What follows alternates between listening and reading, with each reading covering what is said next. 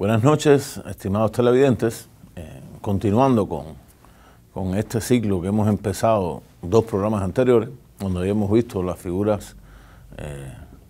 relevantes en la escena de las relaciones internacionales en el pasado siglo. Vimos primero a Stalin, después vimos a Hitler. Hoy vamos a ver a otra de las grandes figuras de ese periodo de la historia del siglo pasado. En este caso veremos a Winston Leonard Churchill, más conocido por Winston Churchill, primer ministro británico por dos periodos y, digamos, principal artífice de la defensa británica o de la defensa de las Islas Británicas durante la Segunda Guerra Mundial de la invasión hitleriana. ¿Cuál es la historia de Churchill? ¿Cómo se desempeñó y hasta dónde llegó o llega su influencia de su liderazgo hasta nuestros días? Churchill, descendiente de una familia aristócrata, de nobles, de la nobleza británica, pasó las mejores escuelas en el Reino Unido, un hombre considerado brillante desde el punto de vista académico, no tanto así desde el punto de vista militar, por, primero, dificultades que tuvo para ingresar en el ejército británico, cosa que logró después de un tercer intento, y después de ese tercer intento va a participar en diferentes, digamos, acciones militares del Imperio Británico vinculado a la defensa de las entonces colonias del Imperio Británico. En este caso nos referimos a lo que era la India, exactamente en el territorio actual de Pakistán. Recordemos que el Imperio Británico, la India, en ese momento Pakistán y la India eran un mismo territorio, dividido posteriormente por divisiones realmente religiosas, no de índole racial. También la participación de Churchill, muy importante en la guerra anglo-boer, o sea, la guerra en lo que es hoy África del Sur, entre los descendientes de los holandeses con el imperialismo británico, que en ese momento quiso y logró, a pesar de las derrotas, consolidar su dominio en África del Sur y suprimir las dos repúblicas Boer en el territorio sudafricano, en este caso la República de Orange y de Transvaal, en las cuales Churchill tuvo una participación también destacada, digamos, repetimos, no exactamente de índole militar, pero sí de índole estrictamente digamos, narrativa, un gran intelectual, un gran escritor, incluso es el único conocido primer ministro o presidente de un país, en este caso primer ministro de la monarquía británica, que se le concedió el título de Premio Nobel de Literatura por su trayectoria en las letras británicas. O sea, Winston Churchill, además de ser primero un militar, junto con ser esa carrera militar que tuvo, también tuvo una parte muy importante relacionada a la literatura, y para finalmente también entrar en la política. Realmente en el caso de la literatura, Churchill también participa en la guerra hispano-cubano-estadounidense, o sea, en el momento en que se enfrentaban las fuerzas españolas colonialistas con los independentistas cubanos. Churchill es también corresponsal en esta guerra, es corresponsal también en el momento en que, aunque en Estados Unidos finalmente interviene en la guerra cubana-hispana en 1898, y Churchill en ese momento se encontraba en Estados Unidos, incluso llega a conocer a grandes políticos estadounidenses de esa época. Recordemos que en este momento estamos hablando de un Churchill joven, como, por ejemplo, Teddy Roosevelt, el padre de esa política estadounidense de Big Stick, o sea, la zanahoria del garrote, o sea, que originó diferentes intervenciones estadounidenses en América Latina. Una de ellas, o si habría que considerar una evidentemente importante, sería esa propia intervención de los Estados Unidos en Cuba, en el momento de que se enfrentaban los independentistas cubanos con el colonialismo español ya retrógrado, derrotado finalmente por las armas cubanas y las armas estadounidenses. Churchill es un hombre que recogió esa etapa, hizo una gran cantidad de artículos que de una u otra manera llenaron los medios británicos sobre lo que pasaba en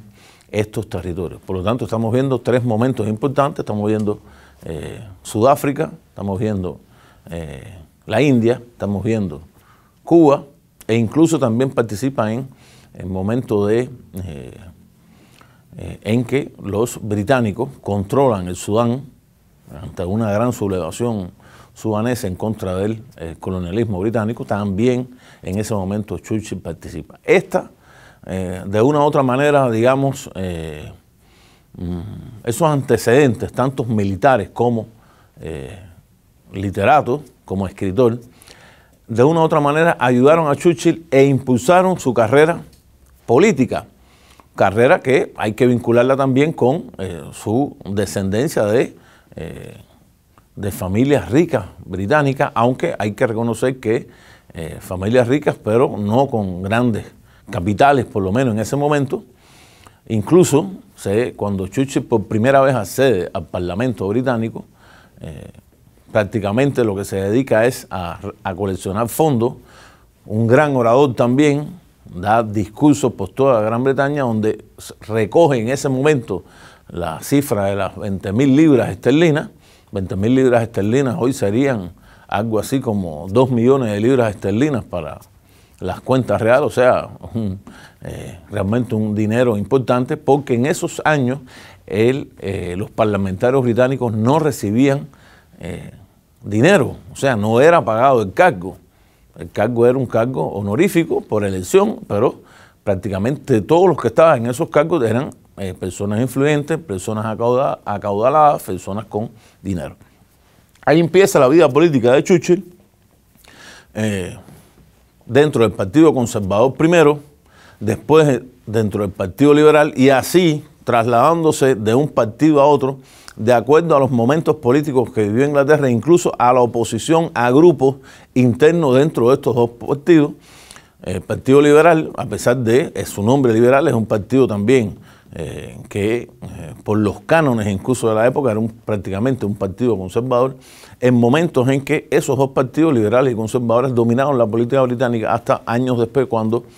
después del surgimiento se empieza a fortalecer una tercera fuerza política, que es el Partido Laborista, que digamos van a conformar de una u otra manera el espectro político británico hasta nuestros días. Winston Churchill,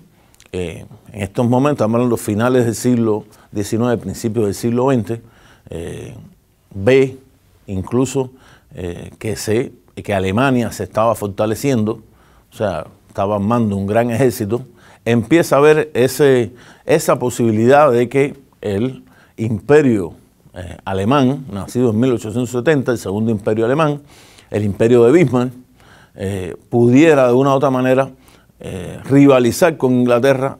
en el marco de la política europea, en momentos en que el imperio británico era el país más poderoso, no solo de Europa, sino a nivel planetario. Por lo tanto, desde un primer momento, Winston Churchill estuvo en contra o de una u otra manera opuesto a que ese fortalecimiento alemán llegara a disputarle las posiciones que Gran Bretaña había tenido hasta ese momento. En ese caso, Winston Churchill propugnó de una u otra manera que llegara a establecerse una alianza entre Inglaterra y Francia contra ese enemigo poderoso en ascenso que era el naciente imperialismo alemán. Francia e Inglaterra, que habían estado por siglos en disputa, en guerra, que habían sido probablemente los dos grandes opositores o los dos grandes centros de oposición enfrentados en la política europea, finalmente, ante la amenaza británica, llegan a lograr una alianza que finalmente se va a concretar con el nacimiento del Entente en el 1913, antes del inicio de la Primera Guerra Mundial. Primera Guerra Mundial que, como conocemos, empieza en el año 1914, conocida en ese momento como la Gran Guerra, donde se van a enfrentar los dos grandes bloques, el bloque liderado por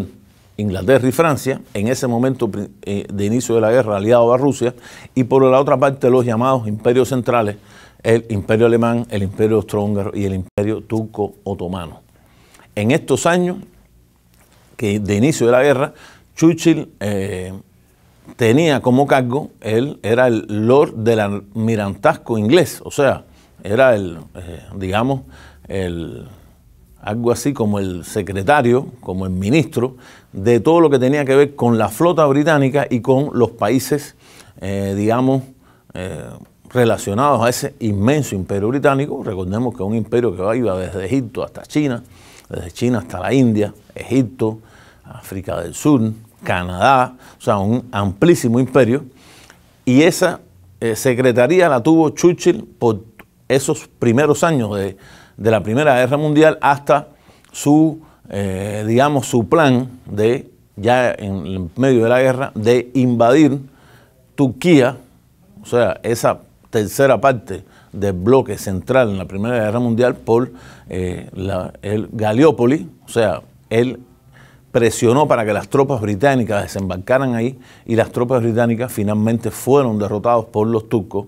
tuvieron que irse con una gran cantidad de bajas e incluso en ese momento a Churchill se le llamó el carnicero de Gallipoli por la cantidad de muertos británicos que fueron achacados a su papel en la Primera Guerra Mundial, lo cual de una u otra manera repercutió en su posición política. Tanto es así que prácticamente fue sustituido del cargo del Lord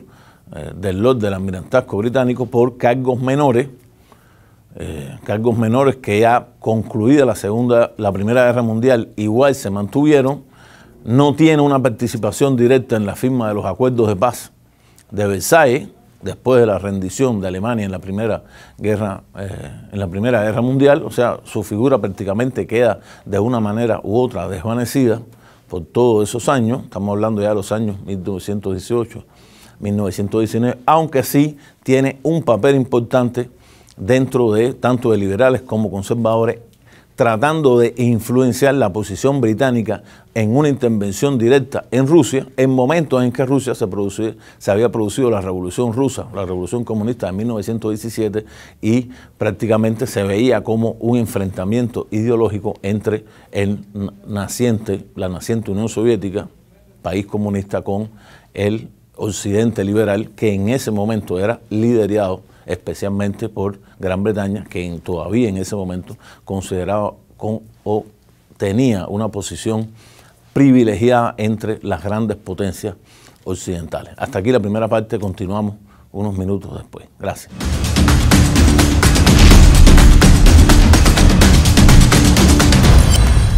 Continuando la parte anterior, nos habíamos quedado en el momento en que Churchill intentó, dentro tanto de liberales como conservadores, plantear una intervención directa del Imperio Británico, entonces el imperio más poderoso de la Tierra, contra la Revolución Rusa de 1917. Esto finalmente no se dio, no hubo una mayoría en el Parlamento. Lo cierto es que las tropas británicas se retiraron de Rusia y conocemos finalmente qué fue lo que pasó. Se retiraron realmente las tropas de todos los países ante el avance del Ejército Rojo, que de una u otra manera derrotó a la oposición blanca e incluso tuvo una guerra con Polonia con una definición, digamos, imprecisa, pero de una u otra manera se estableció la Unión Soviética, se consolidó y se crea a partir de ese momento un bloque, es un país, pero de un inmenso país, opuesto al llamado liberalismo occidental. Esos años de Churchill, digamos que también le hemos hecho cargos no importantes, pero sí estuvo vinculado a la economía británica. Fue uno de los que apoya que Inglaterra vuelva al talón oro, muy criticado a nivel, digamos, de la economía mundial, muy criticado, por ejemplo, por John Maynard Keynes, el padre del Estado como programador de la economía, o padre del keynesianismo. Trajo consigo incluso que la moneda británica se devaluara, trajo consigo incluso una recesión que finalmente en el caso británico trajo consigo, y de todos los grandes países capitalistas, la entrada de Gran Bretaña en 1929 y hasta 1923 en una profunda crisis, en eso que se llamó el crack económico del 29. O sea, Churchill de una u otra parte es partícipe en ese fracaso de la economía británica. Son los años también después de los tratados de Versalles, la desaparición prácticamente del imperio turco-otomano, que es una Turquía, la desaparición del imperio austrohúngaro, el nacimiento de países vinculados, que antes habían estado vinculados a ese imperio unificado, y después de 1929, de una u otra manera, vemos el ascenso en Alemania del poderío hitleriano. Churchill es uno de los que advierte que Hitler se está rearmando, saca una cuenta por la cual, aunque en Alemania escondía la cifra, fue considerado por Churchill que Alemania estaba invirtiendo, en este caso Hitler, 1.500 millones anuales en el rearme del ejército alemán, tanques, aviones, cosa que después se demostró como cierta, pero realmente seguimos viendo un Churchill que está fuera del principal poder británico. Incluso vemos un Churchill que todavía no ha ocupado un cargo relevante en la política o totalmente relevante en la política británica, cosa que ocurre después de 1939, cuando primero en el 38 Hitler se anexiona Austria y después en el 39 el entonces primer ministro británico, Richard Chamberlain, accede a reunirse con Hitler, con Mussolini en Italia, o sea, el duce italiano, o sea, el otro fascismo alemán, fascismo italiano, se reúne y prácticamente le cede una parte importante de Checoslovaquia a Alemania con el propósito de que Alemania, o con la promesa de que Alemania hasta ahí llegaría en sus conquistas, no atacaría a Polonia, supuestamente, y incluso se vende al pueblo italiano ese acuerdo llamado el Pacto de Múnich como una gran victoria que llevaría a la paz en Europa por largos años. Esto no ocurre así. 1 de septiembre de 1939 las tropas alemanas,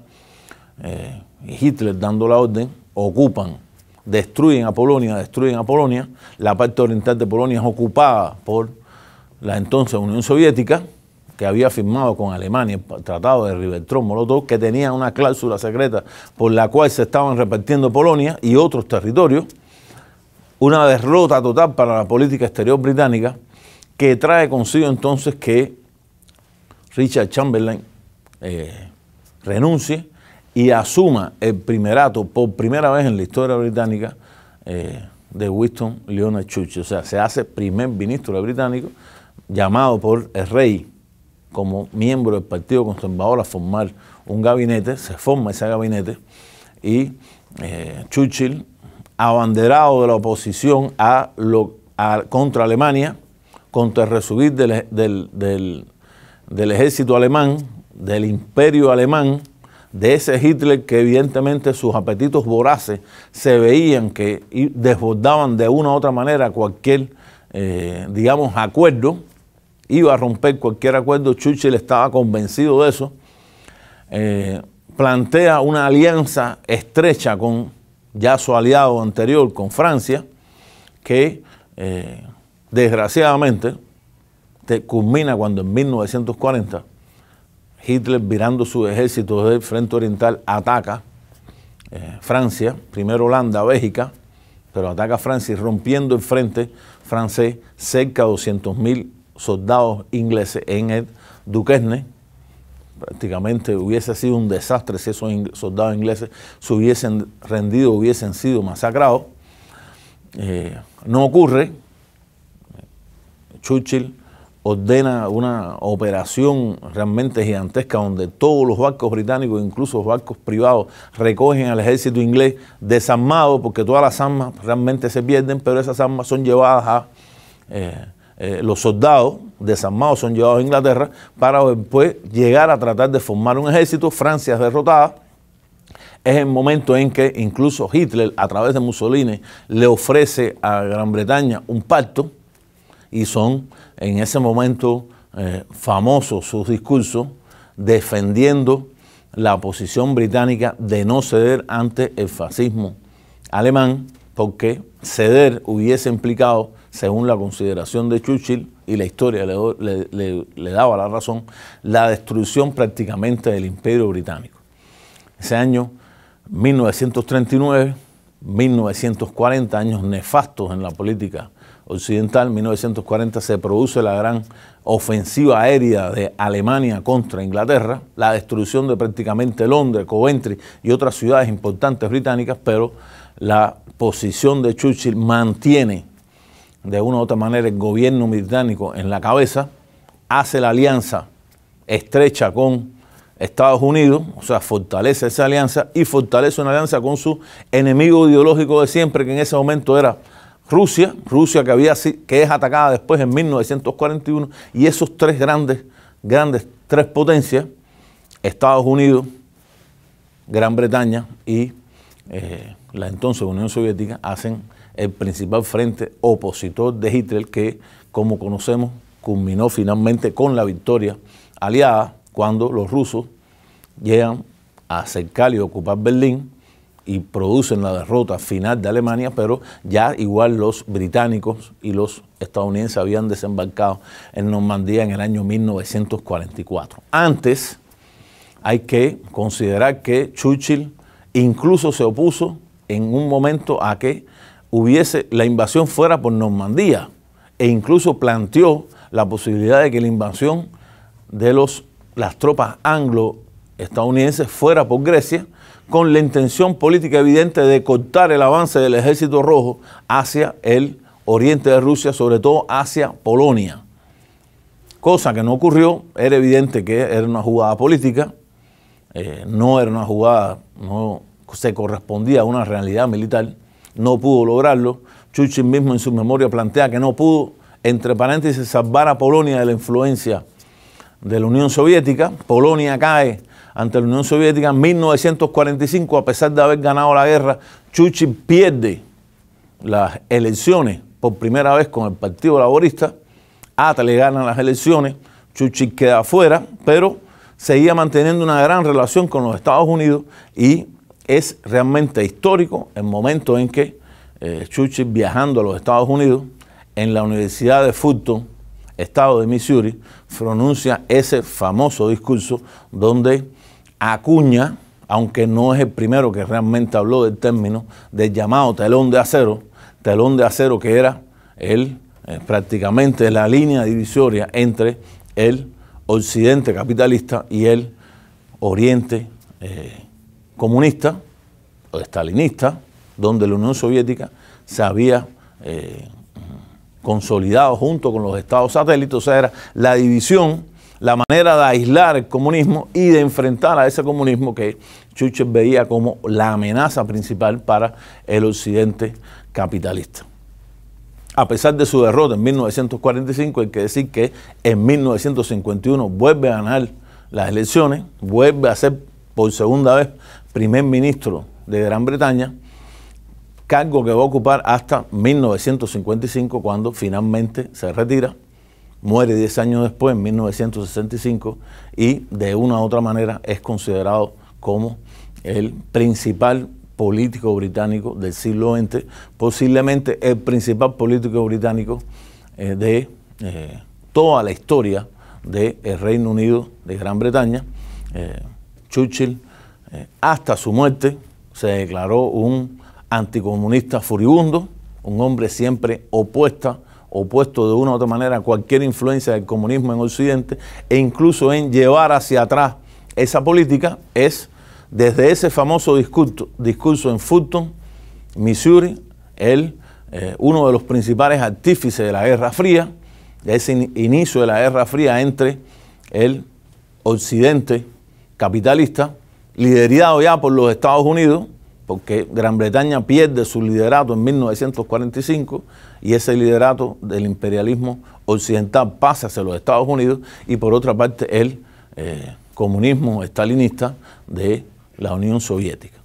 O sea, si hay que considerar a una figura importante en la historia de la Primera Guerra Fría, y hay que llamar así Primera Guerra Fría porque prácticamente hoy nos estamos moviendo en una Segunda Guerra Fría, Winston Churchill tiene el papel, digamos, intelectual en el nacimiento de esa Guerra Fría. en esa primera Guerra Fría, hasta, le digo, el año 1965, que es el año de su muerte. Su muerte en Gran Bretaña trajo consigo, incluso, a pesar de que hacía 10 años que no era primer ministro, un entierro de jefe de Estado. La reina, todavía reina del Imperio Británico, accedió a que se le diera un gran funeral y evidentemente participaron las grandes personalidades de la historia a rendirle tributo a una persona hacia la cual se puede estar de acuerdo o no, se puede tener contradicciones desde cualquier punto de vista, pero que de una u otra manera representó esas islas británicas en el enfrentamiento contra el nazismo alemán y en su victoria,